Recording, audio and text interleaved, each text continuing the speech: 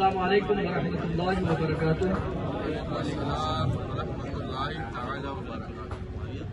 بسم اللہ الرحمن الرحیم، الحمد للہ والصلاة والسلام علی رسول اللہ وعلی آلہ وصحبہ ومن والاه وبعد، فاعوذ باللہ من الشیطان الرجیم، بسم اللہ الرحمن الرحیم۔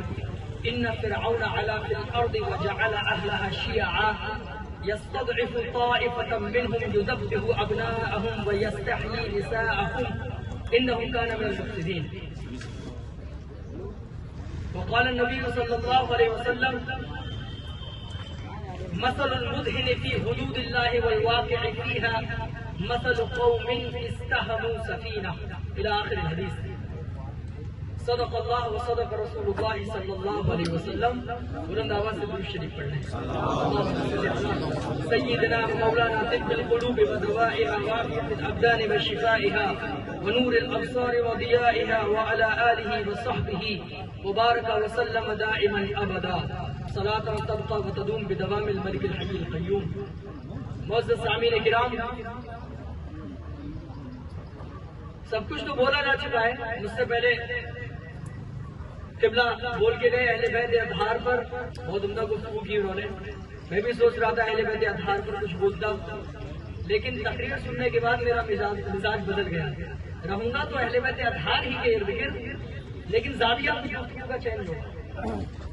اہل بیت اطہار سے کہاں ہمیں چھوڑ جا رہا ہے، اور انہیں چھوڑ کر ہم جائیں گے نہیں کہیں۔ کوئی پناہ گاہ ہو تو جائیں، کوئی پناہ گاہ ہو تو جائیں۔ گفتگو میں سیریسلی شروع کروں اس سے پہلے میں ایک ڈسٹارشن کو ختم کر دوں۔ میرا نام قاسم القادری نہیں ہے، نہ ہی میں ممبئی سے ہوں۔ میرا نام محمد قاسم القادری الحسنی الازہری ہے، اور میں ضلع کاس گنج پٹیالی کا رہنے والا ہوں۔ شاید ناظرین کو غلط میرے متعلق انفو دی گئی ہے، اصلاح کر لیں۔ میرا نام محمد قاسم القادری ہے اور میں ضلع کاس گنج پٹیالی کا رہنے والا ہوں۔ سرکار امیر خسرو کی جا کے رہائش پٹیالی۔ بہرحال ایک بار درود شریف پڑھ لیں۔ اللہم صلی علی سیدنا مولانا محمد معدن الجود والکرم منبع العلم والحلم والحکم وآلہ وبارک وسلم، صلاۃ و سلام علیک یا رسول اللہ صلی اللہ علیہ وسلم۔ میں نے بھی کہا نا کہ اہل بیت سے چھٹکارا کہاں ہے۔ اہل بیت کے بعد اگر آنے والے اشخاص مسلمین ہوں، جتنے بھی مسلمان ہوں، ان کی پناہ گاہ بھی اہل بیت، اور ان سے پہلے جو لوگ گزرے وہ بھی اہل بیت کو ہمیشہ قریب نگاہی سے دیکھتے رہے۔ میں ایک چھوٹی سی مثال دیتا چلوں۔ الاسامہ میں بھی روایت موجود ہے، امام ابن الاثیر نے الکامل کی تاریخ میں اسے ذکر کیا ہے کہ سیدنا امام حسین عمر کے اعتبار سے بہت چھوٹے تھے، عمر کے اعتبار سے بہت چھوٹے تھے، اور خلافت کا دور تھا عمر فاروق رضی اللہ عنہ کا۔ کون عمر فاروق کچھ بتانے کی ضرورت نہیں ہے، وہ جو اپنے دارالخلافت مدینہ میں جب اپنے کوڑے کو ہلایا کرتے تھے تو رومی اور ساسانی سلطنت تھکا جایا کرتی تھی، وہ عمر فاروق رضی اللہ عنہ، جس کے بارے میں آقا نے فرمایا لو کان بعدی نبی لکان عمر، اگر میرے بعد کسی کو نبوت ملتی تو عمر ہوتے۔ وہ سیدنا عمر فاروق وہ ممبر پہ ہیں، خطبہ دے رہے ہیں۔ سیدنا امام حسین اپنی کم عمری کے عالم میں مسجد نبوی میں تشریف لائے، اور سیدنا حضرت مولا عمر فاروق کو مخاطب کر کے کہتے ہیں انزل عن منبر ابی واذهب الى منبر ابی، کہ آپ میرے والد کی منبر سے اتریے، میرے نانا کی منبر سے اتریے، میرے بابا جان کی منبر سے اتریے اور اپنے والد کی منبر پہ جائیے۔ تو سیدنا عمر فاروق رضی اللہ تعالیٰ عنہ نے جب دیکھا کہ نواسہ رسول اس انداز میں مخاطب کر رہے ہیں تو سیدنا عمر فاروق منبر رسول سے نیچے تشریف لائے، اور سیدنا آقا امام حسین کو گودی میں لیا اور کہا لم یکن لابی منبر، میرے والد کی تو کوئی ممبر ہی نہیں ہے، میرے آقا ما انبت علی رؤوسنا الا وانتم، ہمارے سر کے بال تو آپ کے وسیلے سے ہوئے ہیں۔ عمر فاروق رضی اللہ عنہ آقا امام حسین سے یہ بات کہہ رہے ہیں۔ عبارت سنیں، کیا فصیح و بلی کی عبارت ہے مولا عمر فاروق کی، اور تاکید کے ساتھ استثناء کے ساتھ ما انبت علی رؤوسنا الا وانتم، کہ ہمارے تو سر کے بال بھی آپ کے وسیلے سے ہوئے ہیں۔ تو اہل بیت اطہار سے کوئی چھٹکارا نہیں ہے۔ اہل بیت اطہار کو سبھی قدر کی نگاہ سے دیکھتے ہیں، کیوں؟ کیونکہ وہ اولاد ہے مولا علی رضی اللہ تعالیٰ عنہ کی، وہ مولا علی جس کے بارے میں اعلیٰ حضرت امام اہل سنت نے جس کی بارگاہ میں عرض کیا بحر تسلیم علی میدان میں سر جھکے رہتے ہیں تلوار بحر تسلیم علی یعنی مولا علی کو سلامتی دینے کے لیے میدان جنگ میں تلواریں اپنا سر جھکائے رہتے ہیں۔ پھر اعلیٰ حضرت نے آگے عرض کیا سیدہ فاطمہ اور حسنین کریمین کی بارگاہ میں کیا لکھتے ہیں، کیا بات رضا اس چمنستان کرم کی، کیا بات رضا اس چمنستان کرم کی، زہرا ہے کلی جس میں حسین اور حسن پھول۔ تو بات سمجھ میں آئی؟ تو اہل بیت اطہار کے بارے میں آپ سنتے رہتے ہیں، ان کے قصیدے، ان کا ذکر جو ہماری روح کی غذا ہے، اگر ہم ان کا ذکر نہ کریں تو ہمیں سکون نہیں ملتا۔ جس طرح ہم صحابہ کرام رضوان اللہ تعالی علیہ مجمعین کا ذکر کرتے ہیں، اسی طرح اہل بیت کا ذکر کرتے ہیں، چونکہ اعلیٰ حضرت نے کیا عرض کیا، بارگاہ صحابہ اور بارگاہ اہل بیت میں اہل سنت کا ہے بیڑا پار، اصحاب حضور، اہل سنت کا ہے بیڑا پار، اصحاب حضور نجم ہے اور نام ہے اطراء رسول اللہ۔ سبحان اللہ سبحان اللہ۔ آپ نے کبھی غور کیا ہے کہ اعلیٰ حضرت نے صحابہ کرام کو نجم یعنی تارا کیوں بتایا اور اہل بیت کو ناؤ کیوں بتایا؟ اگر آپ تاروں اور ناؤ کا تعلق سمجھ گئے تو آپ سب کچھ سمجھ گئے۔ ملاحوں سے کبھی ملیے، کبھی ان سے ملیے جو ناؤ چلاتے ہیں۔ آج تو لائنر کمپاس وغیرہ سب کچھ ہو گئی، پرانے ملاحوں سے ملیے جو رات میں ناؤ چلایا کرتے تھے، تو وہ تاروں کے ذریعے اپنی راہ پاتے تھے۔ تو ناؤ میں سوار ہونے والا بغیر ناؤ کے ڈوب جائے گا، اور سوار ہونے کے بعد بغیر تاروں کے صحیح راستہ نہیں پائے گا۔ تو اعلیٰ حضرت نے کیا کہہ دیا؟ دو مصرے میں پوری سنیت کو سمیٹ دیا، حب اہل بیت کو بھی سمیٹ دیا، حب صحابہ کو بھی سمیٹ دیا، اور کہا اگر اہل بیت کو چھوڑا تو ڈوب جاؤ گے اور صحابہ کو چھوڑا تو راستہ نہیں پا سکو گے۔ تو کہا تو دونوں کو ساتھ لینا ہے، اور یہ اشارہ بھی ہے اس حدیث میں، اس حدیث میں تلمیح ہے دو حدیث، اس شعر میں تلمیح ہے دو حدیثوں کی۔ تلمیح کا مطلب اشارہ ہے دو حدیثوں کی طرف۔ صحابہ کو نجم کہا تو آقا نے فرمایا کہ اصحابی کا نجوم فبأیہم اقتدیتم اہتدیتم، صحابہ کرام تاروں کی مانند ہیں، میرے صحابہ کس کی مانند ہیں؟ ان میں سے جس کا بھی تم نے دامن پکڑ لیا راہ پا لی۔ ایک تلمیح ہوئی اس حدیث کی طرف۔ اب آئیے اہل بیت کو سفینہ کیوں کہا، نام کیوں کہا؟ تو وہی مشہور حدیث جس کے بعد جس کے متعلق آقا علیہ الصلوۃ والسلام نے فرمایا مثل اہل بیتی کسفینۃ نوح۔ ایک گزارش ہے، جب تک میں تقریر کروں خاموشی سے بیٹھے رہیں، نعروں کی بھی ضرورت نہیں، نذرانے کی بھی ضرورت نہیں، صرف آپ کا غور میری طرف رہے، آپ کے کان میری طرف رہے، فقط میرے آنے کا مقصد حل ہو جائے گا، صرف مجھے سنیں۔ یہ گزارش ہے، مؤدبانہ گزارش ہے، التماس ہے، ٹھیک ہے؟ تو عرض یہ کر رہا تھا، آقا علیہ السلام نے فرمایا مثل اہل بیتی کسفینۃ نوح من رکبها نجا ومن تخلف عنها غرق، کہ میرے اہل بیت کی مثال حضرت نوح علیہ السلام کے سفینے ناؤ کی طرح ہے۔ میرے اہل بیت کی مثال کس کی طرح ہے؟ حضرت نوح علیہ السلام کے سفینے کی طرح ہے، جو اس میں سوار ہوا نجات پا گیا، جو پیچھے رہا وہ ڈوب گیا۔ اب دیکھیں امام اہل سنت نے اس شعر کے اندر کیا زبردست بات کہی، دونوں کی محبت کو بھی پرویا اور حدیث سے بھی یہ پورا شعر ثابت ہو گیا۔ تو یہ سب آپ سنتے رہتے ہیں، میں نے بھی اپنا حصہ لے لیا ذکر اہل بیت میں نا۔ اب میں آپ کو وہ بتاؤں گا جو اہل بیت سے ہمیں اس دور میں سیکھنے کی ضرورت ہے، خصوصاً یہ محفل جس عظیم شخصیت کی طرف منسوب ہے، سید الشہداء سیدنا آقا مولا امام حسین کی طرف۔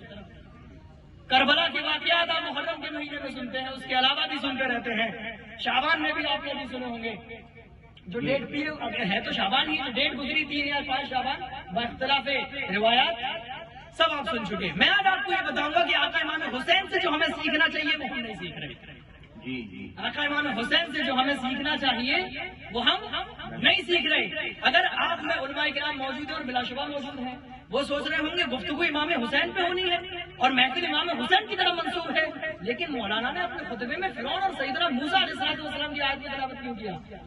خیال آیا ہوگا حضرت؟ ہاں ابھی آپ سمجھیں گے جب میں تعلق بتاؤں گا، جب میں بتاؤں گا کہ دو جو فرعون نے کیا اور سیدنا موسیٰ علیہ السلام سیدنا ہارون علیہ السلام نے کس طرح اس فرعون بدبخت سے، کس طرح اس کے ظلم سے بنی اسرائیل کو نجات عطا کی۔ پھر آپ جب کربلا کے منظر کو سامنے رکھیں گے تو آپ سمجھ جائیں گے آقا امام حسین کا قدم قدم قرآن کے پیغامات پہ عمل کر رہا ہے، قدم قدم قرآن کے پیغامات پہ عمل کر رہا ہے۔ لیکن کیسے سمجھیں گے انشاءاللہ ابھی سمجھیں گے جب میں گفتگو شروع کر دوں گا۔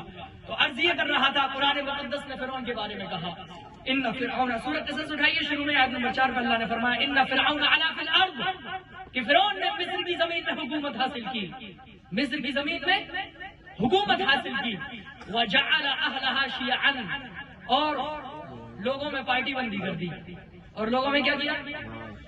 لوگوں میں کیا کیا؟ بولیے برابر، لوگوں میں کیا دیا؟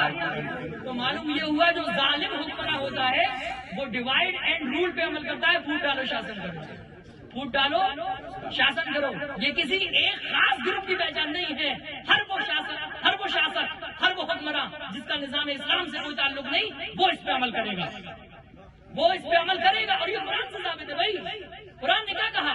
ان فرعون علا فی الارض، فرعون نے مصر کی زمین میں حکومت حاصل کی، وجعل اهلها شيعا، اور مصر میں رہنے والے لوگوں کو گروپ میں بانٹ دیا، مصر میں رہنے والے لوگوں کو۔ اب ہم میں سے اگر کوئی بھی کسی بھی خطے پر یا پھر کسی بھی علاقے میں حکومت کرنا چاہتا ہے اور اگر پارٹی میں اپنی قوم کو بانٹے گا تو سن لے کہ وہ فرعون کے راستے پہ ہے، کہ وہ کس کے راستے پہ ہے؟ کیونکہ اسلام کے مزاج میں انیکتا نہیں، ایکتا ہے۔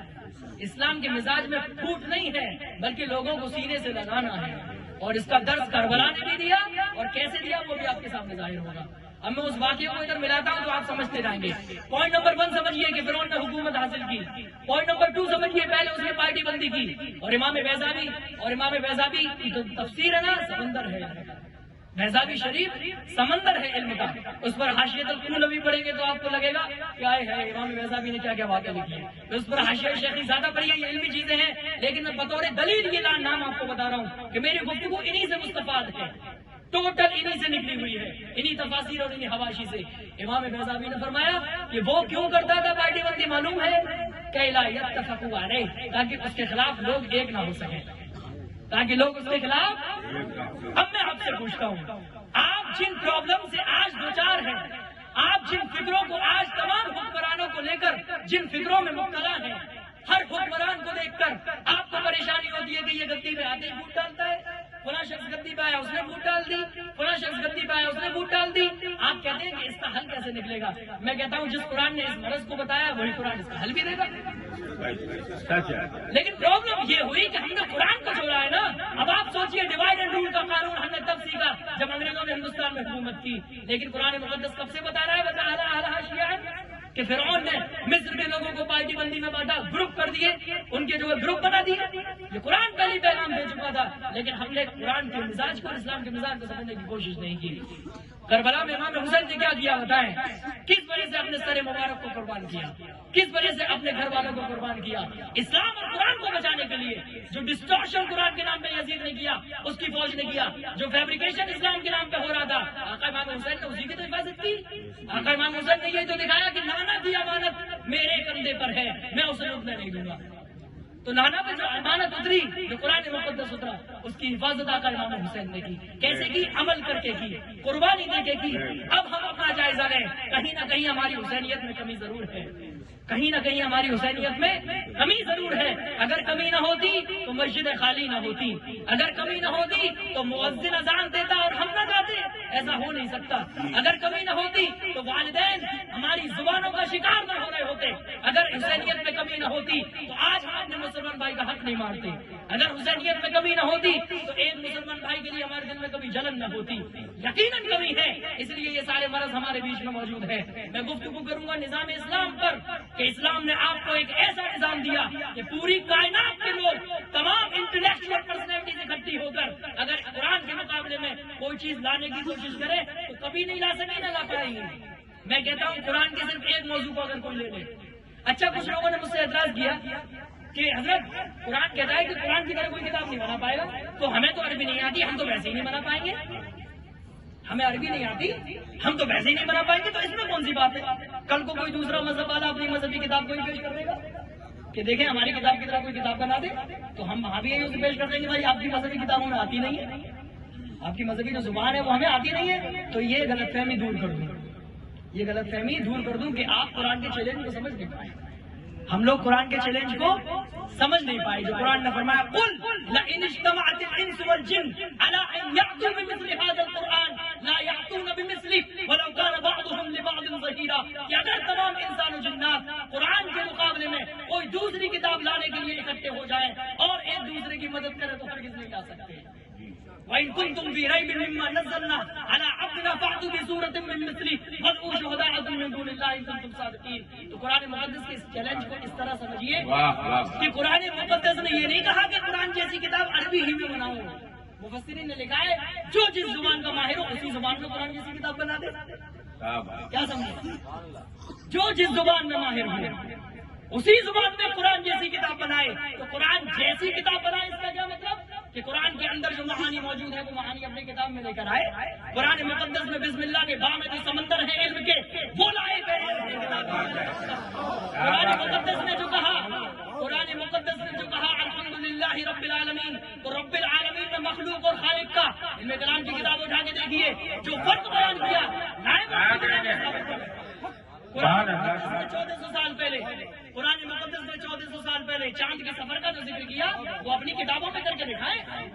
قرآن مقدس نے اپنے اندر جو فنگر پرنٹس کا ذکر کیا وہ اپنی کسی کتاب میں کر کے دکھائے.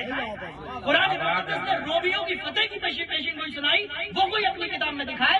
تو یاد رکھیے یہ چیلنج عربی کے ساتھ خاص نہیں، جو جس زبان میں ماہر ہو وہ اپنی ہی زبان میں قرآن جیسی کتاب بنا کے نہیں دکھا سکتا. سمجھ گئے؟ تو کبھی یہ مت سمجھیے گا کہ عربی کا چیلنج ہے. نہیں، تفسیر اٹھا کے دیکھیے، جواب جو میں نے دیا آپ کو مل جائے گا. تبھی تو اعجاز ثابت ہوگا قرآن کا. مطلب اعجاز کہاں ہوا؟ آپ کو جھوٹو آتا ہے، مجھے نہیں آتا، آپ مجھے چیلنج کریں گے تو آپ تو جیت ہی جائیں گے نا بھائی، کیونکہ مجھے آتا نہیں ہے. تو پھر یہ چیلنج کہاں ہوا؟ یہ تو ہم اناریوں کو چیلنج کر رہے ہیں. تو قرآن نے اناریوں کو نہیں کھلاڑیوں کو چیلنج کیا. قرآن نے کہا جو جس میدان میں کھلاڑی ہے، جس کی جو لینگویج مضبوط ہے، آئے تو میدان میں جسے جو عبرانی میں مہارت رکھتا ہے وہ عبرانی میں آئے، جو سنسکرت میں مہارت رکھتا ہے وہ سنسکرت میں آئے، جو گریک میں مہارت رکھتا ہے وہ آئے گریک میں آئے. تو یہ چیلنج عام ہے اور اس میں عموم ہے. کسی لینگویج کی خاصیت کبھی علماء کرام بتائیں، کسی تفسیر میں کوئی آپ کی نظر سے کوئی عبارت گزری کہ جہاں زبان کی خاصیت بتائی ہو کہ اسی زبان میں کتاب لے کے آئیے؟ نہیں، یہ چیلنج عام ہے تمام لوگوں اور تمام زبان کے لوگوں کے لیے. بات کلیئر ہوئی؟ بات کلیئر؟ تو اسی قرآن کی عظمت کو سیدنا امام حسین نے کربلا میں بچایا اور تمام اہل بیت زندگی بھر اپنے نانا کی اس وراثت کی حفاظت کرتے رہے. تمام اہل بیت کیسے حفاظت کی؟ قربانیوں کی ضرورت پڑی تو قربانیاں دی، اور جب میدان عمل میں عمل دکھانا ہوا تو ایسا عمل پیش کیا جو آج ہمارے لیے مشعل راہ ہے، ہمارے لیے روشنی ہے، ہمارے لیے نجات کا ذریعہ ہے. میں پہلے اس پہ دلیل دے چکا ہوں. تو بات یہ تھی کہ قرآن نظام اسلام کربلا کے میدان میں یزید نے کیا کیا؟ اس کی فوج نے کیا کیا؟ نظام اسلام سے کھلواڑ کیا. اس نے نظام اسلام کو مسخ کرنے کی کوشش کی. اسی لیے تو اس نے حرام چیزوں کو حلال ٹھہرایا. جہاں حرمت چاہیے تھی وہاں حرمت نہیں کی، جہاں حرمت چاہیے تھی وہاں حرمت اس نے نہیں دیکھی، جہاں حلت چاہیے تھی وہاں حلت نہیں دیکھی. تو یہ تمام چیزیں کیوں تھی؟ اس نے نظام اسلام کو برباد کیا اور آقا امام حسین نے نظام اسلام کو بچایا. اور اسلامی نظام کے بارے میں کچھ بتانے کی ضرورت نہیں ہے، آپ سنتے ہیں، لیکن پھر بھی میں بتاؤں گا. اسلامی نظام نہ تو کسی علاقے کے ساتھ خاص ہے اور نہ ہی کسی قوم کے ساتھ خاص ہے. کہ رسول اللہ علیہ السلام نے اس دور میں ہی اس تفریق کو ختم کر کے کہہ دیا الا لا فضل لعربی علی عجمی، کسی بھی عربی کو کسی بھی غیر عربی پر کوئی فضیلت نہیں ہے. ولا لعجمی علی عربی، نہ ہی کسی غیر عربی کو کسی عربی پر کوئی فضیلت ہے. اور اس دور میں کالے اور گورے کا بھید، افریقہ کا نیلسن منڈیلا کا دور سب کو یاد ہوگا اگر ہسٹری پڑھی ہوگی تو. ادھر نیگرو جو جاتی ہے امریکہ کے اندر، ان کے سارے حالات پتہ ہوں گے. تو دیکھیں ان کے ساتھ صرف رنگ کی بنیاد پہ بھید بھاؤ کیا جاتا ہے، اس دور میں بھی کیا جا رہا ہے. اور رسول اللہ نے اس وقت اس بھید بھاؤ کو مٹایا رہا. ولا فضل لاحمر ولا فضل لاسود علی ابیض، نہ ہی کسی کالے کو گورے پر، نہ ہی کسی گورے کو کالے پر کوئی فضیلت ہے. تو یہ نظام اسلام ہی تو ہے نا. اگر ہم صرف گوروں کے لیے اپنا قانون بناتے تو پھر قانون کا خدا سے تعلق نہیں ہوتا. اور اگر صرف ہم عرب کے لوگوں کے لیے قرآن دیتے تو اجمی پھر کس قانون پر عمل کرتے؟ تو پھر آپ قرآن اور اسلام کو یونیورسل نہیں کہہ سکتے تھے. اور جبکہ قرآن کہتا ہے وما ارسلناک الا رحمۃ للعالمین، محبوب تمام عالموں کے لیے آپ کو رحمت بنا کے. تبارک الذی نزل الفرقان علی عبدہ لیکون للعالمین نذیرا، مبارک ذات ہے وہ کہ جس نے اپنے بندے محمد پہ قرآن نازل کیا. کیوں؟ تاکہ تمام عالموں کو ڈرانے والے ہو جائیں. وما ارسلناک الا کافۃ للناس بشیرا ونذیرا، ہم نے آپ کو تمام لوگوں کو خوشخبری سنانے والا بنا کے بھیجا اور ڈر ڈرانے والا بھیجا. اب آپ کہیں گے کہ قرآن مقدس نے کہا کہ رسول اللہ علیہ السلام آخری نبی ہیں، جب آخری نبی ہو گئے تو پھر رسول اللہ کے بعد کے لوگ کس قانون پہ عمل کریں گے؟ اور اگر ہم نے مان لیا کہ ہم قرآن پہ عمل کریں گے تو پھر قرآن مقدس قیامت تک کے لوگوں کے لیے ہدایت کیسے ہو سکتا ہے؟ اور قرآن کی عالمیت اور یونیورسل قانون قرآن کو ہم کیسے ثابت کریں گے؟ تو میں کہتا ہوں یہ اعتراض مت کریے، اسی آیت پر غور کریے، جواب خود مل جائے گا۔ آپ نے کوئی نظام قائم کیا اور آپ سے پہلے آپ نے کوئی ادارہ قائم کیا، آپ سے پہلے اس ادارے کی 4-5 مینیجر گزر چکے، ان سب کے جو رولز اینڈ ریگولیشن تھے، جو ڈسپلن تھے، وہ پوری آپ نے جو کاپی دی ریگولیشن کی وہ بدل دی، ادارے کا پورا قانون آپ نے بدل دیا، آپ کے بعد کوئی آیا اس نے بدل دیا، لاسٹ میں جو آیا اور پیکٹ یہ ہوا کہ اب ان کے بعد اس ادارے کو چلانے والا کوئی مدیر نہیں آئے گا، بلکہ انہوں نے جو لکھ دیا وہی قانون ہے، انہوں نے جو کہہ دیا وہی قانون ہے۔ جب تک یہ ادارہ قائم رہے گا تب تک اسی قانون پہ عمل کیا جائے گا، تو ہم اس وقت سمجھ جائیں گے کہ اس ادارے کے لیے اب جو آخری جو مینیجر ہے نا اسی کے قانون کو قانون مانا جائے گا۔ اب سمجھیے اس مثال سے قرآن مقدس کی آیت کو، جب رسول اللہ علیہ السلام کو احادیث سے یہ ثابت کر دیا گیا کہ رسول اللہ علیہ السلام صرف قانون پہنچانے والے نہیں ہیں، قانون بنانے والے بھی ہیں۔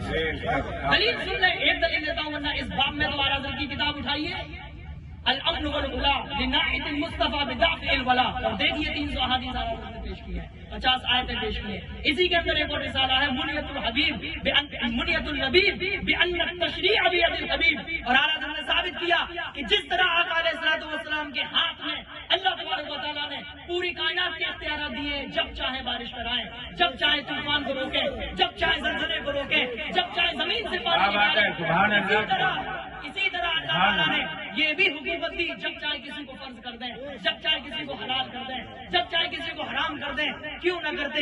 کیونکہ اللہ تبارک و تعالیٰ نے انہیں قانون پہنچانے والا نہیں، قانون بنانے والا بنا کر بھیجا۔ دعوے پہ دلیل سن لیں، بغیر دلیل کے دعویٰ باطل ہوتا ہے۔ من ادعا فعلیہ البیان، جو دعویٰ کرے اس کی ذمہ داری ہے دلیل دینا۔ لو والے بتائیں، جو کریمنٹ ہوتا ہے وہ پہلے دلیل دیتا ہے کہ نہیں؟ ہاں تو میں دلیل دوں گا انشاءاللہ، بغیر دلیل کے کوئی دعویٰ نہیں ہوگا، کیونکہ ہمارے بزرگوں نے جنہوں نے تربیت کی ہے انہوں نے دعویٰ کرنا تبھی سکھایا تھا ہمارے پاس دلیل ہو، ہے نا؟ تو سن لیں، آقا نے نسائی شریف اٹھائیے، کتاب اٹھائیے، اس میں کتنی حدیثیں موجود ہیں۔ آقا علیہ الصلوۃ والسلام نے فرمایا ان اللہ افترض علیکم الحج، کہ اللہ تعالیٰ نے تمہارے اوپر حج فرض کیا ہے۔ تو صحابہ کرام نے عرض کیا یا رسول اللہ کب؟ تو آقا نے کہا سال میں ایک بار، سال میں ایک بار۔ تو ایک صحابی نے کہا یا رسول اللہ فی کل سنہ، کیا ہر سال کرنا پڑے گا یا ایک سال میں کافی ہو جائے گا؟ تو آقا خاموش رہے، آقا علیہ الصلوۃ والسلام خاموش رہے۔ پھر ان صحابی نے سوال کو دہرایا یا رسول اللہ فی کل سنہ، کیا ہر سال کرنا پڑے گا؟ آقا علیہ السلام دوسری بار بھی خاموش رہے۔ جب تیسری مرتبہ کہا یا رسول اللہ فی کل سنہ، ہر سال میں، تو آقا نے فرمایا ان قلت نعم لوجبت، اگر میں کہہ دیتا ہاں تو ہر سال تم پہ حج فرض ہو جاتا، اگر میں کہہ دیتا ہاں تو ہر سال تم پہ حج فرض ہو جاتا۔ اسی وقت آقا نے فرمایا لا تسألوا عن اشیاء ان تبد لکم تسؤکم، ایسی چیزوں کے بارے میں سوال مت کیا کرو کہ اگر ظاہر کر دی جائے تو تمہیں تکلیف ہوگی۔ تو اس سے ثابت ہوا رسول اللہ جو منہ سے نکالے وہ قانون بن جاتا ہے، جو منہ سے نکالے وہ اہل علم اور جنہیں اردو آتی ہے، جو میں نے اعلیٰ کی 2 کتابوں کے نام لیے، اسے ضرور پڑھیں تاکہ عقیدے میں پختگی آئے۔ اور مولا عمر کی جو روایت میں نے پیش کی، جو انہوں نے سیدنا امام حسین سے کہا تھا ما احمد علی رؤوسنا الا وانتم، اس روایت کو بھی اعلیٰ نے ذکر کیا۔ تو یہ دیکھنے کی بات ہے کہ کس طرح تعلقات اہل بیت اطہار کے، صحابہ کرام کے اور اس قرآن و اسلام کے ایک دوسرے سے ہیں۔ آپ کسی ایک شخصیت کو لے کر قرآن کو اس سے جدا نہیں کر سکتے، چونکہ وہ شخصیت ممتاز اس لیے ہوئی چونکہ اس نے اپنے نانا کی وراثت قرآن مقدس کا مشن تھا وہ آگے بڑھایا اور اسے ثابت بھی کیا۔ اب آپ دیکھیں، میں نے کہا کہ اسلام عالمی نظام ہے اور وہاں میں نے دلیل دی کہ رسول اللہ علیہ الصلوۃ والسلام آخری نبی ہے۔ رسول اللہ کا آخری ہونا یہ ان کے عالمی نظام کو لانے کی سب سے بڑی دلیل ہے، کیونکہ قرآن نے ثابت کیا کہ ما کان محمد ابا احد من رجالکم ولکن رسول اللہ وخاتم النبیین، کہ محمد صلی اللہ علیہ وسلم تم میں سے کسی مرد کے والد نہیں ہے لیکن ہاں اللہ کے رسول اور آخری نبی ہے۔ تو آخری نبی کیوں کہا؟ اس کی صراحت میں کب کروں؟ پہلے بخاری کی حدیث سنا دوں۔ آقا علیہ الصلوۃ والسلام نے فرمایا کہ میری مثال ایک ایسے شخص کی طرح ہے کہ جس نے خوبصورت محل بنایا، محل بہت خوبصورت ہے، لوگ جب گھومنے آتے ہیں تو اس محل کو دیکھتے ہیں تو بڑا خوبصورت لگتا ہے، لیکن اس محل میں ایک اینٹ کی جگہ خالی ہے۔ آقا نے فرمایا مثلی و مثل الانبیاء کہ میری اور پیچھے آنے والے جتنے نبی ہیں ان کی مثال ایسی ہے جیسے کہ ایک شخص نے محل بنایا، پورے محل میں تمام جگہ اینٹیں لگ گئی، خوبصورت محل ہے، لیکن ایک اینٹ کی جگہ اب بھی خالی ہے، ایک اینٹ کی جگہ اب بھی خالی ہے۔ تو آقا علیہ السلام فرماتے ہیں جب لوگ اس محل کو دیکھنے آتے ہیں دیکھتے ہیں خوش ہوتے ہیں، لیکن جب اس اینٹ کی خالی جگہ دیکھتے ہیں تو تعجب کرتے ہیں۔ تو آقا نے فرمایا انا تلک اللبنہ، میں ہی وہ اینٹ ہوں جس نے قصر نبوت کے پورے محل کو مکمل کر دیا۔ سبحان اللہ، نعرہ تکبیر، نعرہ رسالت، مسلک اعلی حضرت۔ تو یہاں سے ایک بات سمجھ میں آئی کہ نبوت کا دروازہ توجہ، نبوت کا دروازہ آقا نے فرمایا ان الرسالۃ والنبوۃ قد انقطعت فلا رسول بعدی ولا نبی، رسالت و نبوت کا سلسلہ بند ہو چکا، اب میرے بعد نہ کوئی رسول ہوگا نہ کوئی نبی ہوگا۔ تو یہ میں کیوں سنا رہا ہوں؟ قادیانیت کے فتنے سے بچانے کے لیے اپنے آپ کو اور آپ کو۔ اس وقت اگر کوئی بھی نبوت کا دعویٰ کرے یا پھر رسول اللہ علیہ السلام کے دور کے بعد سے کوئی بھی یہ کہے کہ فلاں دور میں کوئی نبی آیا چاہے کسی بھی قسم کا ہو، تو اس سے کہیے بھائی نبوت کا جو محل تھا اس میں جو ایک اینٹ کی جگہ تھی وہ تو رسول اللہ نے فل کر دی، اب تو کدھر اپنی اینٹ گزرنے کی کوشش کر رہا ہے؟ کیوں قصر نبوت میں داغ لگانے کی کوشش کر رہا ہے؟ قصر نبوت تو کامل ہو چکا نا۔ آقا علیہ السلام نے کتنی پیاری مثال سے سمجھایا۔ تو یاد رکھیے بات تھی اسلامی نظام کی کہ ہمیں اسلامی نظام قائم کرنے کے لیے اہل بیت سے درس لینا ہوگا، کس طرح کے آقا امام حسین نے کربلا میں اسلام کی حرمات کو، اسلام کی جتنی بھی حرمات تھی، جتنی بھی محرمات تھی، جب انہیں پامال کیا گیا تو آقا امام حسین نے اس کی حفاظت کی۔ اور آپ کو میں یہ بتانے کی کوشش کرتا ہوں کہ آپ کو اسلام نے کسی چیز سے روکا نہیں ہے، یہ سمجھ لیں۔ اسلام نے آپ کو کسی بھی حلال چیز سے، کسی بھی پاک چیز سے، ہر اس چیز سے اسلام نے آپ کو روکا ہے جو آپ کو اسلام سے دور کر دے۔ آپ کو پڑھائی سے روکا ہے کیا؟ ارے اعلیٰ حضرت نے تو لکھا ہے فتح رضویہ شریف کے اندر اگر نصارہ کا رد کرنے کے لیے کوئی انگلش سیکھے تو انگلش سیکھنے پر اسے ثواب ملے گا۔ نیت کا فرق ہے، جس کی نیت جیسی ہوگی تمام اعمال کا اندر نیت میں ہے۔ ایک واقعہ موجود نہیں ہے کہ ایک صحابی رسول نے مسجد نبی کے باہر کھوٹا گاڑا، دوسرے صحابی نے اس کھوٹے کو اکھاڑ کے پھینک دیا، دونوں میں آپس میں بحث ہوئی، معاملہ نبی کی بارگاہ میں پہنچا تو رسول اللہ علیہ السلام نے کھوٹا گاڑنے والے صحابی سے پوچھا تم نے مسجد نبی کے باہر کیوں کھوٹا گاڑا؟ تو صحابی نے عرض کیا یا رسول اللہ میں نے اس لیے گاڑا آپ سے ملنے کے لیے دور و دراز سے لوگ آتے ہیں اپنی سواریاں لے کر، باندھنے کے لیے کچھ نہیں ہوتا تو ان کی سواریاں بھاگ جاتی ہیں، تو میں نے ان کی سواریوں کی حفاظت کے لیے کھوٹا گاڑا۔ پھر آقا نے کھوٹا اٹھانے والے صحابی سے پوچھا بھائی تم نے کیوں اٹھاڑا؟ انہوں نے کہا یا رسول اللہ رات کے اندھیرے میں لوگ نماز پڑھنے آتے ہیں ٹھوکر لگ کے گر جاتے ہیں، تو آقا نے کہا تم دونوں کو ثواب ملا، کیوں؟ کیونکہ نیت میں خیر ہے۔ کیا بات ہے، سبحان اللہ۔ کیونکہ نیت میں خیر ہے تو آپ خوب سائنس پڑھیے، خوب فزکس پڑھیے، خوب کیمسٹری پڑھیے، ارے پڑھیے، قرآن نے حکم دیا افلا ينظرون الى الابل كيف خلقت والى السماء كيف رفعت، کیا وہ غور نہیں کرتے اونٹ کی طرف کہ اونٹ کو کیسے پیدا کیا گیا؟ تو اب اونٹ کے بارے میں کس میں پڑھیں گے آپ؟ زولوجی میں ہی تو پڑھیں گے نا۔ آسمان کو کیسے بلند کیا گیا کس میں پڑھیں گے آپ؟ ایسٹرونومی اور ایسٹرولوجی میں پڑھیں گے نا۔ اللہ نے فرمایا والجبال اوتادا، اور ہم نے پہاڑوں کو میخیں بنایا، کس میں پڑھیں گے آپ؟ جیولوجی میں پڑھیں گے نا۔ اللہ نے فرمایا سنریہم آیاتنا فی الآفاق وفی انفسہم حتی یتبین لہم انہ الحق، ہم لوگوں کو اپنی نشانیاں دکھائیں گے آسمانوں میں اور ان کے جسموں کے اندر، یہاں تک کہ ان کو ثابت ہو جائے گا کہ اللہ ہی آگے ہے۔ تو آپ بتائیں جسموں کے اندر کیسے نشانیاں دیکھیں گے جب تک میڈیکل سائنس نہیں کریں گے؟ اسلام نے آپ کو کسی نالج سے نہیں روکا، صرف اس چیز سے روکا جو آپ کو آپ کے دین سے دور کر دے۔ آپ بس اسی قانون کو اپنی زندگی میں جاری کریں تو آپ سمجھ جائیں گے مزاج اسلام یقیناً عالمی ہے۔ لوگ یہ سمجھتے ہیں اسلام نے قید کر دیا، ارے اسلام تو آزاد کرانے آیا ہے، اسلام آپ کو آزاد کرانے آیا ہے۔ آپ کو میں یہیں سے ایک مثال دیتا چلوں کہ اسلام میں آزادی کا کیا تصور ہے کہ جب سیدنا موسیٰ علیہ السلام اور سیدنا ہارون علیہ السلام کو پروردگار عالم نے فرعون کے پاس بھیجا اور کہا کہ جاؤ اس کے پاس، سورۃ طٰہٰ اٹھائیے آیت نمبر 46 اور 47 کا پورا ذکر ہے۔ سورۃ طٰہٰ میں کیا فرمایا گیا؟ آپ لوگ توجہ دے رہے ہیں کہ نہیں؟ اسلام کی سیاسی گفتگو میں کر رہا ہوں، سیاست اسلامیہ کی، جو شریعت کا ایک اہم جز ہے، شریعت کا جزو لا ینفک انٹیگرل پارٹ ہے۔ سیاست اسلامیہ کہ جسے ہم نہ سمجھنے کی کوشش کرتے ہیں نہ سمجھ رہے ہیں، ہے نا؟ سیاست اسلامیہ. پھر میں دلیل دیتا ہوں سنت انبیاء کے. آپ کہیں گے مولانا اتنا بڑا دعویٰ، میں کہتا ہوں ہاں میرے پاس بخاری کی حدیث موجود ہے. آقا علیہ السلام نے فرمایا کانت بنو اسرائیل تسوسهم الانبیاء کہ بنو اسرائیل کی انبیاء کرام سیاست فرمایا کرتے تھے. تو سیاست اسلامیہ انبیاء کی صورت ہوئی کہ نہیں؟ قید لگا دیجیے گا سیاست اسلامیہ. سیاست اسلامیہ بحر الرائق میں امام زین الدین ابن نجیم المصری بہت بڑے فقیہ حنفی لکھتے ہیں کہ علمها من علمها وجہلها من جہلها. سیاست اسلامیہ کا علم شریعت کا علم ہے اور سیاست اسلامیہ سے جہالت شریعت سے جہالت. فقہ حنفی کی عظیم کتاب کنز الدقائق جو امام حافظ الدین النصفی کی جو متن ہے فقہ حنفی میں اس کی سب سے مشہور شرح ہے، اس میں یہ بات موجود ہے. اب آپ بتائیے سیاست اسلامیہ کا علم حاصل کرنا ہم پہ لازم ہے کہ نہیں ہے؟ ہم پہ ضروری ہے کہ نہیں ہے؟ لیکن ہم اس علم کو حاصل کب کر رہے ہیں؟ یاد رکھیے میں بتا رہا تھا سیدنا موسیٰ علیہ الصلوۃ والسلام کی بات. میری طرف توجہ ہے؟ میری طرف توجہ ہے؟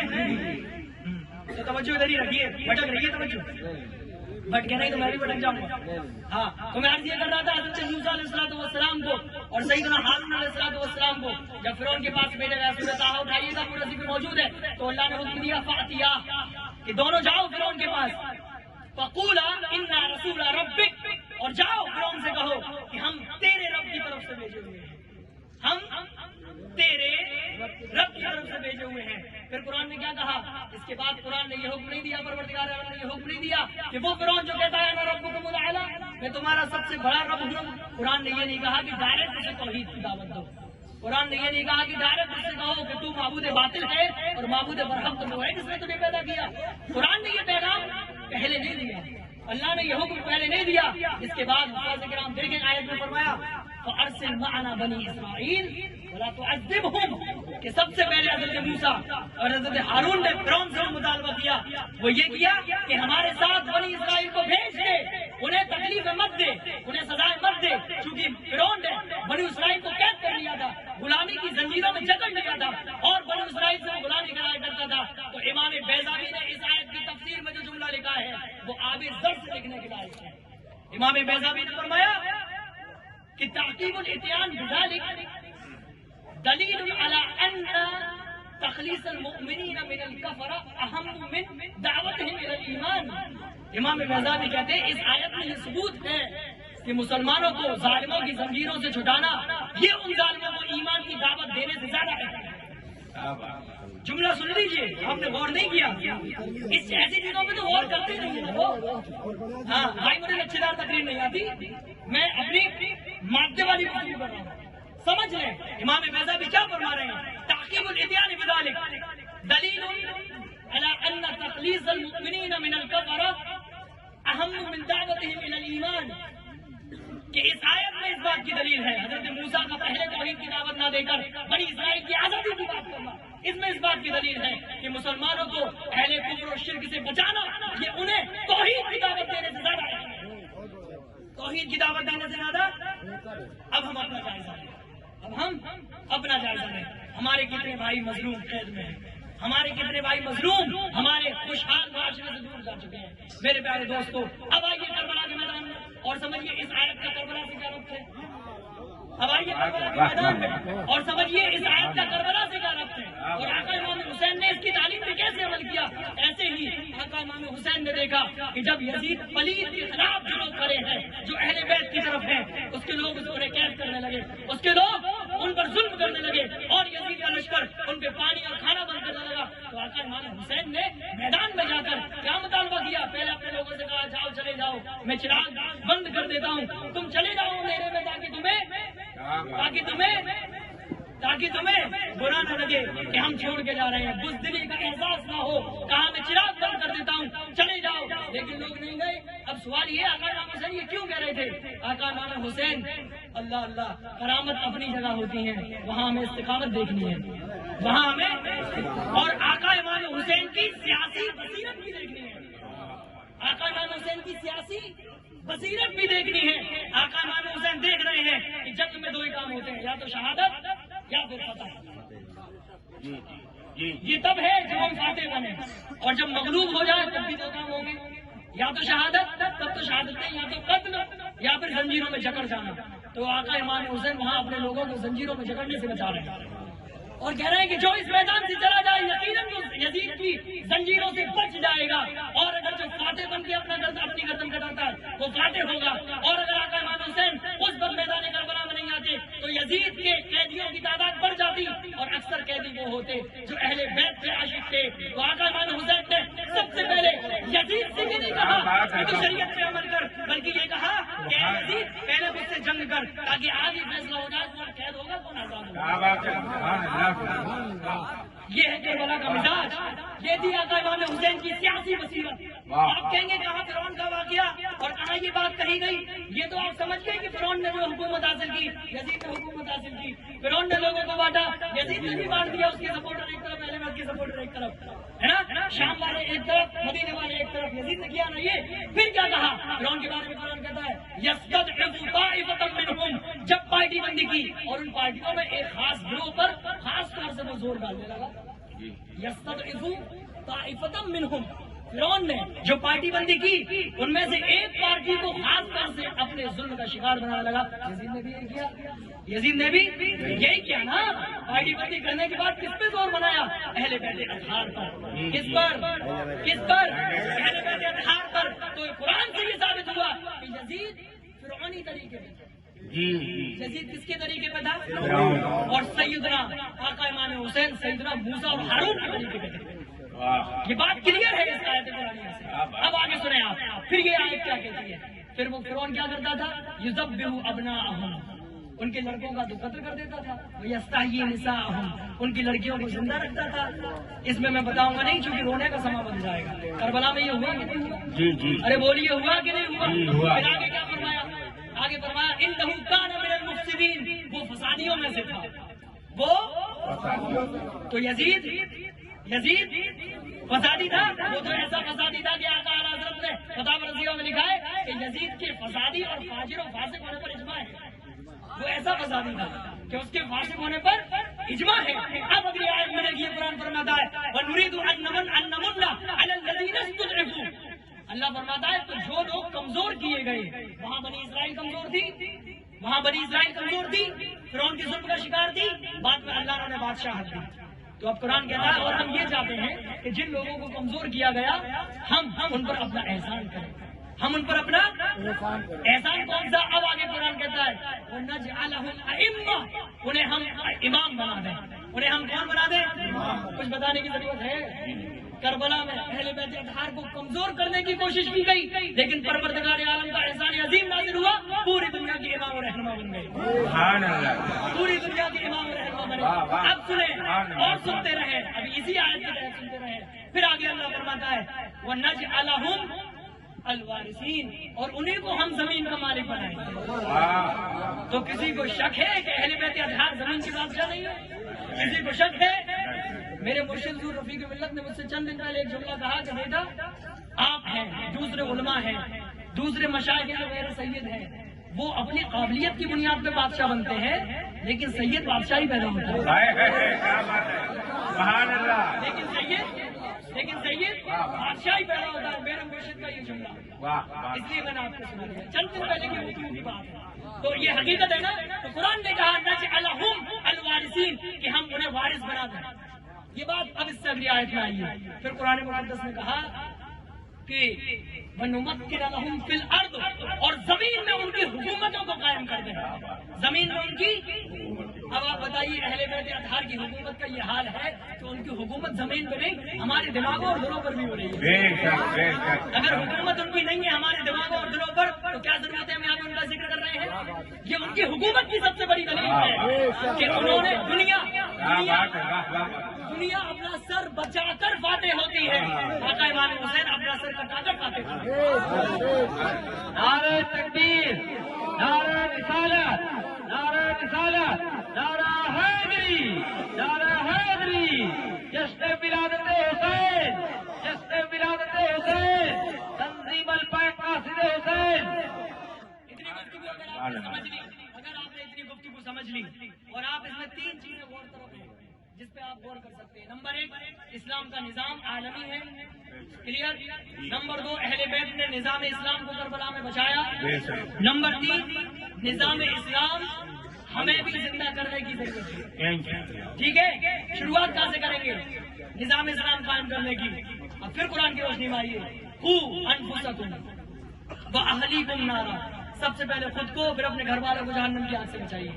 سب سے پہلے خود کو اور پھر نظام اسلام. آپ پوری دنیا میں قائم کرنے کا خواب دیکھتے ہیں, آپ کے گھروں میں اور ہمارے گھروں میں نظام اسلام قائم نہیں. کیوں؟ آپ کو معلوم ہے آپ اگر عالم بن گئے, اگر آپ کو اللہ نے صلاحیت دی ہے, آپ کو قابلیت دی ہے, آپ اگر اچھی تقریر کرتے ہیں تو آپ کی تقریر کے سب سے زیادہ حقدار وہ لوگ ہیں جو آپ کے سب سے زیادہ قریب ہیں.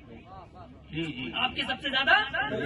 میں بہت بڑا عالم بن جاؤں اور میں یوروپ میں تبلیغ کر رہا ہوں اور جہاں میں پیدا ہوا ہوں وہیں پہ برائیت کر رہی ہے, تو یقیناً مجھ سے حساب ہوگا. یقیناً مجھ سے. آپ کہیں گے مولانا اتنا بڑا دعویٰ, میں کہوں گا ہاں, کیونکہ قرآن نے رسول اللہ علیہ السلام کی جب اعلان نبوت کی بات کی اور رسول اللہ نے اپنی نبوت کا اعلان کروایا تو سب سے پہلے حکم یہی تھا وَأَنذِرْ عَشِيرَتَكَ الْأَقْرَبِينَ, اے محبوب تمہارے جو قریبی رشتے دار ہیں انہیں خدا سے پہلے ڈراؤ.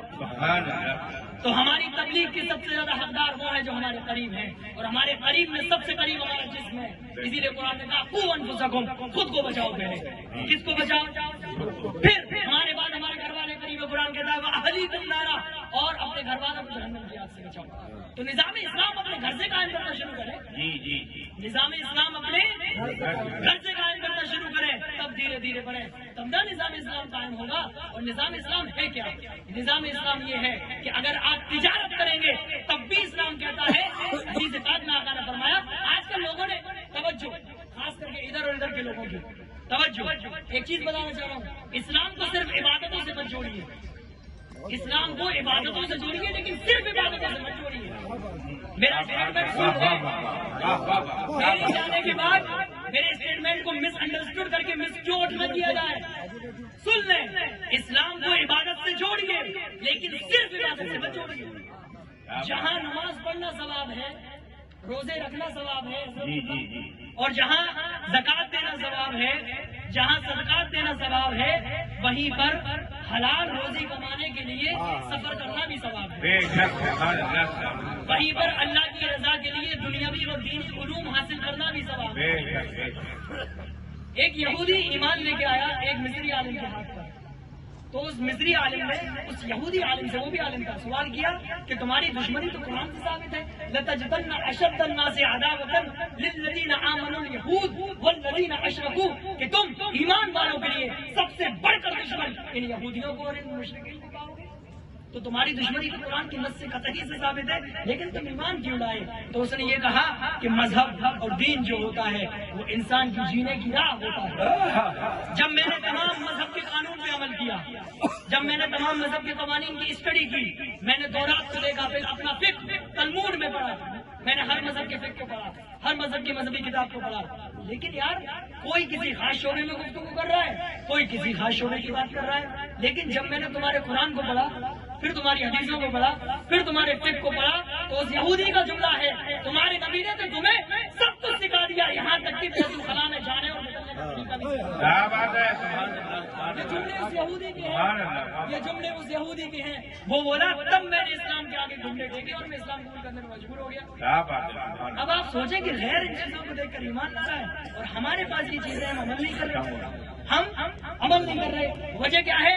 آقا امام حسین نے قربانی دے کر اسلام ہم تک پہنچایا, لیکن ہم نے اسلام کے لیے کوئی قربانی نہیں دی. ہمیں اسلام فری میں ملا, ہمیں اسلام اور فری کی چیز کی کوئی اہمیت ہوتی ہے کیا؟ یہی تو وجہ ہے کہ تمام طرف سے ہمارے اوپر عذاب اور قہر الہی نازل ہے. آپ کہیں گے مولانا ابھی جیوگرافی کے اسٹوڈنٹ سے میں پوچھوں گا بھائی کیوں آتا ہے زلزلہ, تو وہ کہے گا بھائی ٹیکٹونک پلیٹس میں جو حرکت ہوتی ہے اس لیے آ رہا ہے. ابھی کسی تانترک سے پوچھوں گا وہ کچھ اور ریزن بتائے گا, ہے نا. کسی عامل سے پوچھوں گا وہ اور ریزن بتائے گا. یقیناً یہ سارے ریزن اپنی جگہ اسباب کو دیکھتے ہوئے حق ہیں, اسباب ظاہری اسباب کو دیکھتے ہوئے حق ہیں, لیکن اصلی ریزن وہ قرآن بتائے.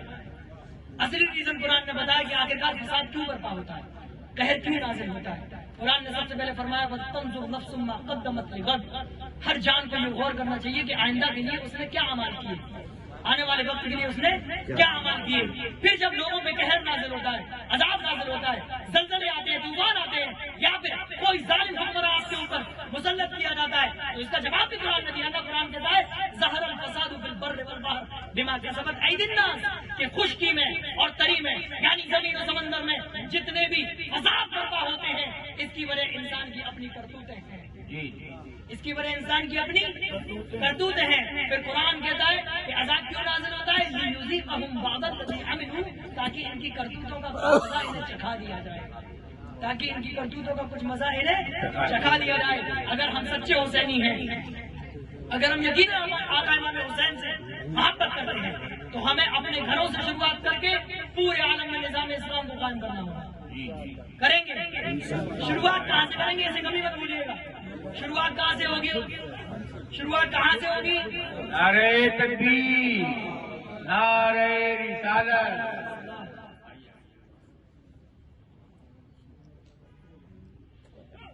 درود شریف پڑھیں. اللہم صلی علی سیدنا و مولانا محمد معدن الجود والکرم وآلہ وبارک وسلم صلاۃ و سلام علیک یا رسول اللہ صلی اللہ علیہ وسلم. معزز سامعین، گفتگو یہ چل رہی تھی کہ نظام اسلام کو کیسے قائم کرنا ہے. میں پھر وہ اپنے 3 پوائنٹ سے یاد دلا رہا ہوں. نمبر 1، اسلامی نظام عالمی نظام ہے. نمبر 2، اہل بیت نے یعنی خصوصاً سیدنا امام حسین نے اور ان کے جتنے بھی عاشقان تھے، جتنے بھی جانثاران تھے، انہوں نے کربلا میں نظام اسلام کی حفاظت کی. نمبر 3، ہمیں نظام اسلام قائم کرنے کی کوشش کرنی ہے. اور شروعات کہاں سے کرنی ہے؟ کہاں سے کرنی ہے؟ تو شروعات کریے تاکہ یہ زلزلے اور یہ تمام طرح کے فتنے ہمارے اوپر نہ آئیں. پھر یہ یاد رکھیے، کوئی بھی ظالم حکمراں اگر آپ کے اوپر مسلط ہوتا ہے، یہ بھی ہماری کرتوتوں کی وجہ سے. پہلے قرآن سے دلیل سنیں. قرآن نے فرمایا کذالک نولی بعض الظالمین بعضا بما کانوا یکسبون، اسی طرح ہم ظالموں پر ایک دوسرے کو مسلط کر دیتے ہیں ان کی کرتوتوں کے سبب. ان کی کرتوتوں کے سبب. ایک حدیث میں بھی موجود ہے کہ جیسے تم ہوگے ویسے ہی تمہارا حکمراں بنا دیا جائے گا. تو یہ سارے عذاب ہماری کرتوتوں کی وجہ سے. وجہ کیا ہے؟ ہم نے کربلا کے اصلی پیغام کو چھوڑ دیا. ہم نے کربلا کے اصلی پیغام کو چھوڑ دیا. کیوں؟ کیونکہ کربلا میں تلواروں کے سائے میں بھی نمازیں ادا کی گئی کہ نہیں کی گئی نا. خون بہ رہا تھا لیکن نمازوں کو چھوڑا گیا. کیا اذان کو اگنور کیا گیا؟ کیا جماعت کو چھوڑا گیا تھا؟ کیا عورتوں نے اپنی عصمت اور اپنے پردے کو کبھی چھوڑا تھا؟ نہیں. یہ سب سے بڑی دلیل ہے. پھر یہیں پر ایک پوائنٹ میں دے دیتا ہوں. جب کربلا کی خواتین کو کربلا سے جنگ کے بعد روانہ کیا گیا تو آپ نے دیکھا ہوگا جب خواتین اہل بیت اونٹ کی ننگی پیٹھ پر بے پردہ بٹھائی گئی تھی، اس وقت جب مصر میں ملک شام میں جب لشکر پہنچا تو وہاں پر ایک عاشق اہل بیت سے ملاقات ہوئی تھی.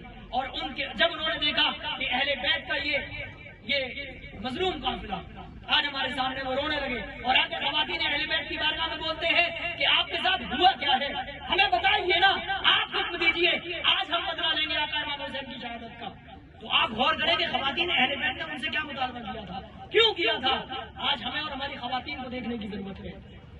وہاں خواتین اہل بیت نے کہا ایسا کرو کہ میرے اونٹ کے جسٹ آگے میرے بابا آقا امام حسین کا سر نیزے میں بلند ہے نا، یہ یہاں سے یہ یہاں سے چاہیے. تو یہ تھا قیاس، یہ چاہتا ہے، پرزیوم یہ چاہتا ہے کہ طرف ہوتی اور اس سر مبارک کو اپنی گود میں لے لیتی اور کہتی کہ اس سر کو نیزے سے اتار کر میری گود میں دے دیا جائے. لیکن اس کے برعکس کیا کہا؟ نیزے پہ جو سر ہے اسے میری سواری سے دور لے جاؤ. تو صحابی نے جا کے کہا ان لوگوں نے دور کر دیا. معلوم ہے حکمت کیا بیان کی ہے مورخین نے؟ حکمت یہ بیان کی ہے اس وقت خواتین اہل بیت سے پردے چھینے گئے، اونٹ کی ننگی پیٹھ پر بے پردہ بٹھایا گیا. اور جب آقا امام حسین کے سر کو پوری دنیا وہاں پر بھیڑ لگا کے اس طرح دیکھتی تھی تو ان کے اوپر لوگوں کی نظریں پڑتی تھی. ان کے اوپر لوگوں کی نظریں تو انہوں نے اس وقت بھی پردے کو نہیں چھوڑا اور کہا کہ یہ سر دور لے جاؤ تاکہ لوگوں کی نظریں ہمارے اوپر نہ پڑیں. یہ کربلا کا پیغام کیا ہماری خواتین تک پہنچا؟ ہماری خواتین تک یہ پیغام پہنچا ہے؟ نہیں پہنچا. کل المؤمنات یغضضن من ابصارهن ویحفظن فروجهن، یہ پیغام تو بعد میں پہنچے گا. کیوں؟ کیونکہ قرآن مقدس کو ہم نے یا تو اپنی الماریوں کی زینت بنایا ہوا ہے یا صرف ایزان ثواب تک اسے رکھا ہوا ہے. قرآن ایک نظام ہے، ایک ایسا ریٹن کانسٹیٹیوشن ہے کہ اتنا جامع کانسٹیٹیوشن ہے کہ آج تک کوئی ایسی کتاب آئی نہیں ہے وجود میں. اس سے پہلے جتنی بھی کتابیں آئیں یقیناً وہ خاص قوم کے لیے تھی، اور پھر میں قرآن سے ثابت کر چکا، اب حدیث سے بھی ثابت کرتا ہوں۔ آقا علیہ الصلوۃ والسلام نے فرمایا کان النبی یبعث الی قومہ خاصہ، امام مسلم اور امام بخاری دونوں روایت کیا کہ کوئی بھی نبی تھا تمام نبیوں کو اپنی اپنی خاص قوم کی طرف مبعوث کیا گیا، وبعثت الی الخلق کافہ، مجھے پوری مخلوق کی طرف نبی بنا کے بھیجا گیا۔ تو یہ قرآن ایک ایسا قانون ہے جس پہ عمل کرنے کی ضرورت ہے۔ ہم اس قرآن پہ عمل نہیں کر رہے جس قرآن کو آقا امام حسین نے کربلا میں بچایا تھا۔ اس اسلام کو ہم اپنی پیٹھ کے پیچھے پھینک رہے ہیں جیسا کہ یہودیوں نے سیدنا موسیٰ علیہ السلام کے قانون کو پیٹھ کے پیچھے پھینکا۔ نبذ فریق منہم کتاب اللہ وراء ظہورہم، قرآن سے ثابت ہے۔ میرے پیارے دوستو، گفتگو بہت کرنا چاہتا ہوں لیکن مختصر کر رہا ہوں۔ جو میں نے خطبے میں حدیث کی طرف اشارہ دیا اس حدیث کی تھوڑی تشریح کر کے گفتگو ختم کرتا ہوں۔ میں نے بتایا کہ آقا امام حسین نے دین کو بچایا، قوم کو بچایا، اسلام کو بچایا، قرآن کو بچایا۔ تو آپ اور ہم سب سے پہلے اگر حسینی ہیں اور حسینیت کا پٹا ہمارے گلے میں یقیناً ہے، اس کا انکار نہیں ہے، لیکن ہماری فکر میں حسینیت نہیں ہے۔ ہماری فکر میں حسینیت، ہمارے گلے میں حسینیت ہے، ہمارے لباس میں حسینیت ہے، ہماری زبان میں حسینیت ہے، لیکن فکر میں حسینیت ہونی چاہیے۔ علماء نظم اسلامیہ کے جو علماء ہیں ماہرین، انہوں نے لکھا ہے العقل ابن بیعتہ، جو فکر ہوتی ہے نا وہ معاشرے کی پیداوار ہوتی ہے۔ فکر ویسی ہوگی جیسا ماحول ہوگا، فکر ویسی ہوگی جیسا معاشرہ ہوگا۔ اب میں آپ سے پوچھتا ہوں، جب تک ہم اپنے اپنے گھروں میں نظام اسلام قائم نہیں کریں گے تب تک ہمارے گھر کے لوگوں کی فکر بھی حسین والی نہیں بنے گی۔ حسینی فکر بنانے کے لیے نظام اسلامی قائم کرنا ہوگا، اپنے گھروں میں قائم کرنا ہوگا۔ کہاں قائم کرنا ہوگا؟ اپنے گھروں میں۔ یاد رکھیے میرے پیارے دوستو، جب تک ہم اپنی قوم کے درد کو اپنا درد نہیں سمجھیں گے۔ آقا امام حسین نے دوسروں کو بچایا کہ نہیں بچایا، اپنی قوم کو بچایا کہ نہیں بچایا، تو قوم کا درد کہاں ہے؟ حدیث پاک میں آقا نے فرمایا المؤمن للمؤمن کالبنیان یشد بعضہ بعضا، ایک مومن دوسرے مومن کے لیے ایک ایسی عمارت کی طرح ہے جس میں اینٹیں مضبوطی سے ایک دوسرے سے جڑ کر مضبوط ہو جاتی ہیں۔ یہ رشتہ کہاں گیا؟ یہ رشتہ کہاں ہے بتائیں؟ یہ رشتہ ختم ہو گیا مسلمانوں کے درمیان سے۔ آقا نے فرمایا، میں نے جو بخاری کی حدیث پڑھی اسے دے دیتا ہوں آپ کے سامنے پوری صراحت کے ساتھ، پھر گفتگو ختم کرتا ہوں۔ یاد رکھیے، جب تک ہم اپنے کسی بھائی کے درد کو اپنا درد نہیں سمجھیں گے، اس کی خوشی کو اپنی خوشی نہیں سمجھیں گے، تب تک حسینیت کو آپ زندہ نہیں کر سکتے۔ حسینیت کو زندہ نہیں کر سکتے۔ آخرکار کربلا وبا ہی اس لیے ہوا تھا کہ آقا امام حسین نے اپنی پوری قوم کو بچانے کے لیے خود کو قربان کیا۔ تمام مسلمانوں کو، آنے والی ذریت کو، قیامت تک کے مسلمانوں کو بچانے کے لیے آقا امام حسین نے یہ لوگوں کو بچایا، لیکن ہم اپنے بھائی کو بھی نہیں بچا سکتے۔ یاد رکھیے حدیث السفینہ، ایک میں نے سفینے والی حدیث پیش کی باب عقائد میں، وہ تھی اہل بیت کے متعلق۔ یہ ہے دوسری حدیث السفینہ جو بخاری میں موجود ہے، ٹھیک ہے؟ بخاری کتاب الشہادات باب القرآن کی مشکلات میں حدیث موجود ہے۔ آقا علیہ الصلوۃ والسلام نے ہماری قوم کی مثال جو دی وہ کس سے بھی یہ سمجھنے کی ضرورت ہے۔ اور یاد رکھیے، اگر ہماری قوم کا ایک خاص گروپ، اگر ہماری قوم کے چند لوگ کوئی گناہ کرتے ہیں تو ان کے گناہ کے سبب وہ تو ہلاکت ہوں گے، ہم بھی ہلاک ہوں گے، وہ تو ہلاکت میں جائیں گے، ہم بھی ہلاک ہوں گے۔ آپ کہیں گے مولانا یہ کیسے؟ پھر سن لیجیے، پھر میں قرآن سے حدیث سے ثابت کرتا ہوں۔ دیکھیں، اگر آپ کسی کو غلط کام کرنے سے نہیں روکتے تو سب سے پہلے وہ حدیث پاک من رأى منکم منکرا فلیغیر بیدہ، کہ تم میں سے اگر کوئی برائی دیکھے اور اگر ہاتھ سے روکنے کی طاقت ہے تو ہاتھ سے روکے، فإن لم يستطع فبلسانہ، اگر ہاتھ سے روکنے کی طاقت نہیں ہے تو زبان سے روکے، فإن لم يستطع فبقلبہ، اور اگر منہ سے بھی نہیں روک سکتا تو اپنے دل میں اسے برا جانے۔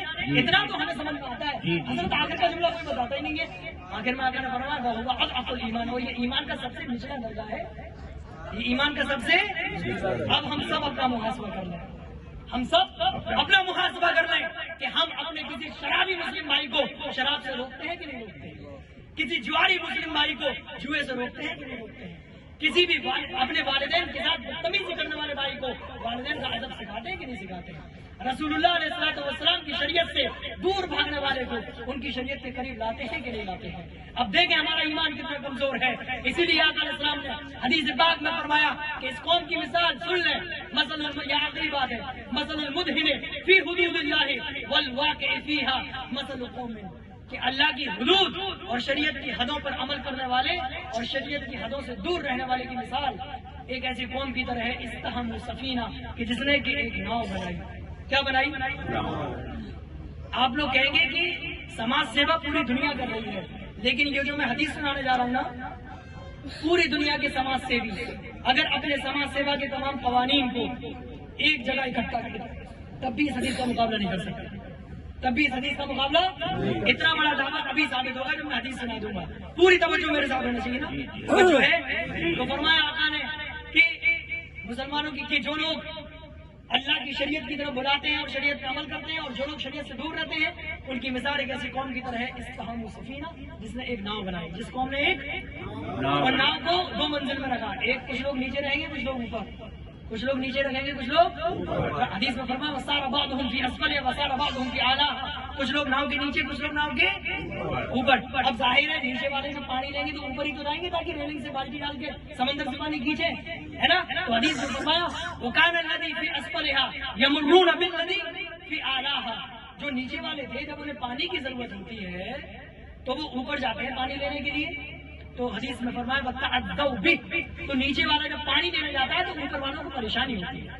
ظاہر ہے جب وہ بار بار پانی لینے جائیں گے تو پریشانی یہ ہوگی جیسے آج کل بار بار ہمارے گھر میں کوئی آئے تو پریشانی ہوتی ہے نا، چاہے کتنا بھی قریبی ہو، ہے نا. تو یہی حال یہاں پہ تھا کہ نیچے والے جب اوپر پانی لینے جا رہے ہیں تو اوپر والوں کو پریشانی ہوتی ہے. تو نیچے والوں نے دیکھا انہیں ہم سے پریشانی ہے، تو نیچے والوں نے کیا کام شروع کیا معلوم ہے؟ نیچے والوں نے کہا کیا فاخذ فأسا فجعل ينقر اسفل السفینہ، تو نیچے والوں نے ایک کلاڑی لی اور ناؤ کے بیچ میں سوراخ کرنا شروع کر دیا اس نیت سے کہ ہم یہیں سے پانی کھینچ لیا کریں گے، کہ ہم یہیں سے پانی کھینچ لیا کریں گے. اب اوپر والے لوگوں نے جب یہ منظر، یہ حدیث سنا رہا ہوں میں، یہ سارے الفاظ میرے ہیں، میں صراحت کے ساتھ ترجمہ کر کے سنا رہا ہوں، لفظی ترجمہ نہیں کر رہا ہوں، ٹھیک ہے. تو پھر حدیث پاک میں ہے کہ جب اوپر والوں نے دیکھا کہ نیچے والا تو اس میں سوراخ کر رہا ہے تو حدیث پاک میں ہے کہ اوپر والے نیچے آئے اور نیچے والوں سے پوچھا مان لگ، ارے بھائی تجھے کیا ہو گیا، تجھے کیا ہو گیا؟ تو وہ نیچے والا کہہ رہا ہے کہ انتم تعدیتم بی، تمہیں ہم سے تکلیف ہو رہی ہے، ولا بد لی من الماء، اور مجھے پانی کی ضرورت ہے تو میں یہیں سے بوت کے یہیں سے پانی نکالوں گا. تو معلوم حدیث میں آقا نے بہت تعریف جملہ ارشاد فرمایا، آقا کی تو ہر بات جواب کلم میں سے ہے نا. لیکن اس جملے پہ غور کریں، میں نے جو دعویٰ کیا پوری دنیا کے سماج سیوی اگر اپنی قوم میں اتحاد قائم کرنے کے لیے اور اپنی قوم کی حفاظت کرنے کے لیے تمام قانون کو ایک طرف رکھ دیں، رسول اللہ کا یہ ایک جملہ ان تمام قانون کو بھاری پڑے گا.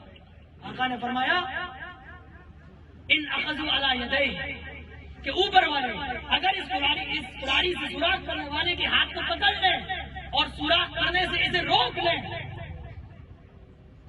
انجوہ ونجوا انفسہم، تو خود بھی بچ جائیں گے اور اسے بھی بچا لیں گے.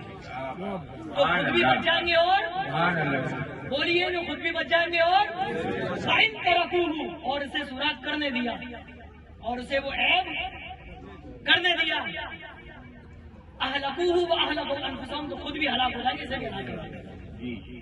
کیا سمجھے اس سے یہ سمجھے کہ جب تک ہمارا کوئی مومن بھائی ایک ایک بندہ بھی اگر ہماری قوم میں موجود وہ شریعت سے دور ہے، اگر وہ شراب پیتا ہے، اگر ہم اسے بچا لیتے ہیں تو ہم بھی بچ جائیں گے.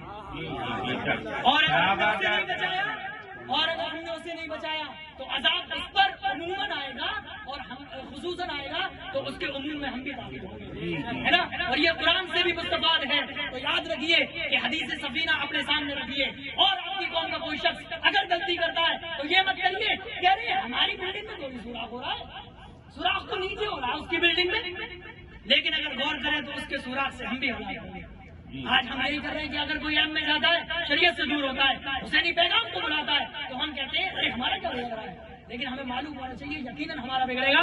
آخری حدیث سنا کے بعد ختم کر دیتا ہوں، سن لیں مسند احمد کی حدیث ہے. آقا علیہ الصلوۃ والسلام نے ارشاد فرمایا کہ ان اللہ امر الملائکہ ان یقلب قریۃ کذا وکذا. آقا علیہ السلام نے فرمایا کہ اللہ تبارک و تعالیٰ نے سیدنا جبریل علیہ الصلوۃ والسلام یا دوسرے بعض ملائکہ کو، بعض فرشتوں کو حکم دیا کہ فلاں بستی میں جاؤ، سورج پلٹ کے رکھ دو، اسے پلٹ کے رکھ دو. تو حضرت جبریل نے عرض کی یا ربی ان فیہ لک عبدا لم یعص لک قط طرفۃ عین، اے اللہ اس بستی میں تو تیرا ایک ایسا نیک بندہ موجود ہے جس نے پلک جھپکنے کے برابر کی تیری کبھی نافرمانی نہیں کی. یہاں سے بات سمجھے آپ، حضرت جبریل نے یہ بات کیوں کہی ہے، عقیدہ ثابت ہو رہا ہے ہمارا. وہ یہ کہ جب کسی بستی میں गुनाहगार हो और वहीं कोई नेक बंदा मौजूद हो तो उस नेक के वसीले से गुनाहगारों से भी अजाब टाल दिया जाता है। तभी तो हज़रत जिब्रील ने कहा ना कि अजाब क्यों, जबकि उस बस्ती में ऐसा बंदा मौजूद है। तो परवरदिगार आलम ने क्या फरमाया, इक़लिब अला मकानिही, कि पहले उसका घर है वहीं से पहले पलटो, जहाँ उस शख्स का घर है वहीं से पहले पलटो। फिर मलाइका को और ताज्जुब हुआ तो अर्ज की बारगाह रब्बुल इज्जत में, मौला ऐसा क्यों? तो अल्लाह ने फरमाया इन्ना वजहहू लम यतमअर, कि कौम जब भी नाफरमानी करती है ये खुद तो सुधरने में लगा है, खुद तो नमाजें पढ़ रहा है, खुद रोजे रख रहा है, खुद ज़कात दे रहा है, सदकात दे रहा है, पूरी रात और पूरे दिन मेरी इबादत करता है, लेकिन कौम जब मेरी नाफरमानी करती है, कौम जब नमाज़ों को छोड़ती है, कौम जब शरीयत से दूर जाती है, तो फिर इसके चेहरा कभी गुस्से से लाल क्यों नहीं होता? ये खुद सुधर गया, कौम को क्यों नहीं सुना रहा? ये वो रिवायत है जो हमारे यहाँ पेश नहीं की जा रही, हमारे यहाँ पेश नहीं की जा रही।